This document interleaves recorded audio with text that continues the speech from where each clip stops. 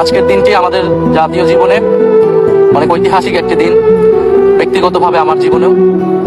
2024 সালের 5ই আগস্ট তথা 36শে জুলাই শাহবাগ থেকে ছাত্র জনতার মিছিল নিয়ে আমি এবং আমার সহযোদ্ধারা এই জাতীয় সংসদের প্রাঙ্গণে আমরা এসেছিলাম।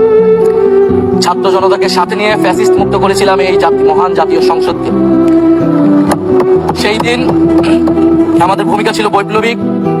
আজকে একটা ভিন্ন প্রেক্ষাপটে গণতান্ত্রিকভাবে নির্বাচিত হয়ে আজকের এই মহান জাতীয় সংসদে কথা বলতে পারছি, সেজন্য মহান আল্লাহ তাআলার কাছে এবং জুলাই গণ অভ্যুত্থানের সকল শহীদদের কাছে কৃতজ্ঞতা প্রকাশ করছি।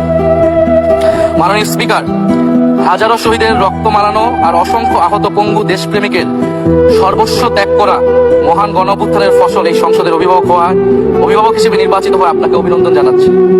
মাননীয় সংসদ নেতা, মাননীয় বিরোধী দলীয় নেতা এবং মাননীয় বিরোধী দলীয় উপনেতা এবং সকল মাননীয় সংসদ সদস্যদের অভিনন্দন জানাই।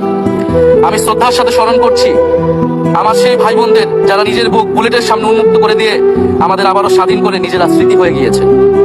আমরা তাদের শাহাদাত কবুলের জন্য মহান আল্লাহর কাছে দোয়া করছি। একই সাথে আহত ও পঙ্গু জুলাই যোদ্ধা ভাই বোনদের প্রতি আমার সবটুকু আবেগ, শ্রদ্ধা আর ভালোবাসা দিয়ে কৃতজ্ঞতা জানাচ্ছি। তাদের সুস্থতা কামনা করছি। তাদের অমূল্য জীবন, রক্ত আর অপরিসীম ত্যাগের ফলে আমরা সংসদ সদস্য। 24-এর গণ অভ্যুত্থানের বৈষম্য বিরোধী ছাত্র আন্দোলনের নেতৃত্বে অংশ নিয়েছিল ছাত্র, শ্রমিক, কৃষক, শিক্ষক, অভিভাবক, সাংস্কৃতিক কর্মী, আলেম সমাজ, তরুণ সেনা অফিসার ও সৈনিকগণ ও প্রবাসী বাংলাদেশি ভাই ও বোনেরা। অভ্যুত্থানে গুরুত্বপূর্ণ ভূমিকা রেখেছে আমাদের নারী সমাজ। সামনে থেকে নেতৃত্ব দিয়েছে ও নির্যাতিত হয়েছে। আন্দোলনে প্রাইভেট বিশ্ববিদ্যালয়, মাদ্রাসা ও স্কুল কলেজের ছাত্রছাত্রীদের ভূমিকা ছিল তাৎপর্যপূর্ণ। গণ অভ্যুত্থানে ভ্যানগার্ডের ভূমিকা ছিল ফ্যাসিবাদ বিরোধী রাজনৈতিক দলের নেতাকর্মীরা। স্মরণ করছি ছাত্রদল, ছাত্র শিবির, ছাত্র শক্তি, ছাত্র অধিকার পরিষদ এবং বিভিন্ন ইসলামপন্থী ও বামপন্থী ছাত্র কর্মীদের যারা সাহসিকতার সাথে লড়াই করেছিল বৈষম্য বিরোধী ছাত্র আন্দোলনে। মাননীয় স্পিকার, 24 মানে কেবল 24 না, এর পিছনে রয়েছে বিশাল প্রেক্ষাপট। আমি স্মরণ করছি 47-এর আজাদীর লড়াই, 71-এর মহান মুক্তিযুদ্ধ এবং 24-এর ছাত্র জনতার গণ অভ্যুত্থান এবং সকল জাতীয় শহীদকে। এ সকল ঐতিহাসিক জাতীয় সংগ্রামের ধারাবাহিকতায় আজকের বাংলাদেশ গৌরব নিয়ে দাঁড়িয়ে আছে।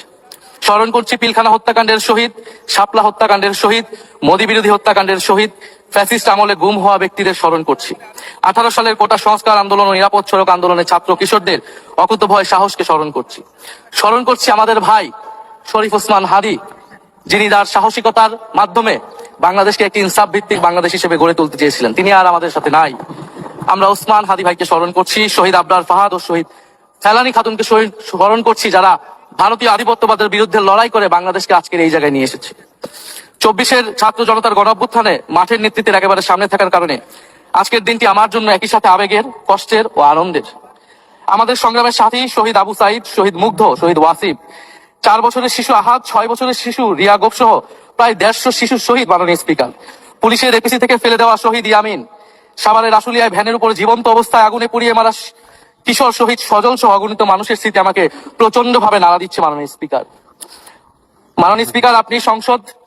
আপনি মাননীয় সংসদ নেতা, বিরোধী দলীয় নেতা সহ সংসদের সকল সদস্য এবং আপনার মাধ্যমে দেশবাসীর উদ্দেশ্যে আরো স্মরণ করিয়ে দিতে চাই মাকে উদ্দেশ্য করে লেখা চিঠি 10ম শ্রেণীর ছাত্র শহীদ আনাসের, যিনি বলেছিলেন, একটি প্রতিবন্ধী কিশোর, 7 বছরের বাচ্চা, ল্যাংড়া মানুষ যদি সংগ্রামে নামতে পারে তাহলে আমি কেন বসে থাকবো ঘরে?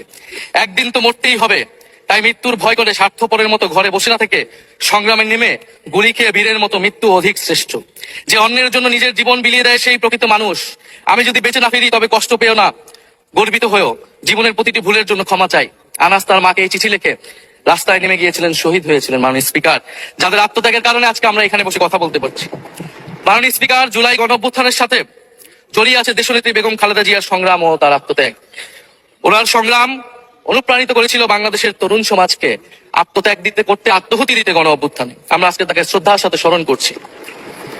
মাননীয় স্পিকার, আমি বিশ্বাস করতে চাই আমরা যারা সংসদে বসতে পেরেছি কেউই এই শহীদের রক্তের সাথে বেইমানি করব না। কারণ জুলাই গণ অভ্যুত্থান মানে শুধু জুলাই গণ অভ্যুত্থান নয়, এটি নতুন বাংলাদেশের আকাঙ্ক্ষা। গণভোটের রায় অনুযায়ী আমরা যেমন সংসদ সদস্য, একইভাবে সংবিধান সংস্কার কমিশনের সদস্য। আমাদের সরকারি দলের বন্ধুরা অবিলম্বে সংবিধান সংস্কার কমিশনের সদস্য হিসেবে শপথ নেবেন বলেই আমরা বিশ্বাস করি। আমরা একই সাথে গণতান্ত্রিক সংস্কারগুলো সাধন করতে চাই। 70% মানুষ গণভোটে তাদের রায় জানিয়ে দিয়েছে। মাননীয় স্পিকার, গণতন্ত্রে জনতার রায় সার্বভৌম, তার উপর কোনো আইন বা বিধান চলতে পারে না। মাননীয় স্পিকার, আমরা বিচার চাই, জুলাই গণহত্যার বিচার চাই, শরীফ ওসমান হাদী হত্যার বিচার চাই, গুম খুনের বিচার চাই, বিগত সময়ে হওয়া লুটপাট এবং দুর্নীতির বিচার চাই। জুলাই মানে নতুন বন্দোবস্ত, গণতান্ত্রিক অন্তর্ভুক্তিমূলক বৈষম্যহীন দেশ। জুলাই মানে আধিপত্যবাদ মুক্ত, ফ্যাসিস্ট মুক্ত দেশ। জুলাই মানে মানবিক মর্যাদা ও দায় ও দরদের বাংলাদেশ। মাননীয় স্পিকার, আমি শেষ করবো একটি কথা বলেই। আজকে সবাই এক বাক্যে স্বীকার করে নিয়েছেন যে জুলাই গণ অভ্যুত্থানের শহীদদের কারণে আমরা এই মহান সংসদে বসতে পেরেছি, এবং এই মহান সংসদে আমরা সকলেই ফ্যাসিবাদ মুক্ত, ফ্যাসিবাদ বিরোধী লড়াইয়ের সৈনিকেরা এখানে আসিছি।